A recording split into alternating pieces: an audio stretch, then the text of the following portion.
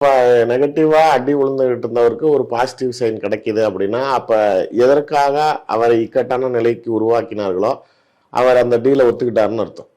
அப்பதான் இவருக்கு ஒரு பாசிட்டிவ் சைன் கிடைக்குது. தேர்தல் ஆணையம் நீங்க கேட்ட சின்னத்தையே கொடுக்கறதோ இல்ல பொது சின்னத்தை, அதாவது எல்லா தொகுதிக்கும் சேர்ந்து நீங்க ஒரே சின்னத்தை வச்சுக்கோங்க, அதுவும் நீங்க கேட்கிற சின்னத்தையே வச்சுக்கோங்க அப்படிங்கிறது ஒரு கிரீன் சிக்னல் தான். அரசியல் கட்சிகளை பொறுத்த வரைக்கும் எப்பயுமே தேர்தல் ஆணையத்தை மத்திய அரசாங்கம் சில சூழ்நிலைகள்ல அவர்களுக்கு வேண்டியவாறு ஆட்டி வைப்பாங்க. இப்ப ரெட்டலையை யார்கிட்ட கொடுக்கணும்னு சொல்றோமோ அதுதான். ரெட்டலை சின்னத்தை பொறுத்த வரைக்கும் தேர்தல் ஆணையம் முடிவெடுக்கும் அப்படின்னா அப்ப பிஜேபி கை காட்டுறவங்களுக்கு தான் அந்த சின்னம் போகும்.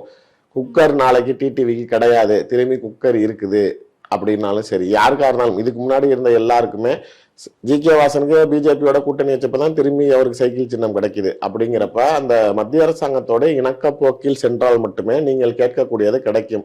இந்த சிபிஐ வச்சு மிரட்டினாங்க, மற்றதெல்லாம் வச்சு மிரட்டினாங்கன்னு நீங்க சொல்றதெல்லாம் அப்ப நாளைக்கு நீங்க அவர்கள் என்ன செய்யணுங்கிறதுக்கு உங்களை கட்டாயப்படுத்தி மிரட்டினாங்களோ அந்த விஷயத்துக்கு நீங்கள் தலை அசைவு காட்டியதால் தான் அவங்களுக்கு ஒரு கிரீன் சிக்னல் கொடுக்குறாங்கிறத இதுல பார்க்கணும்.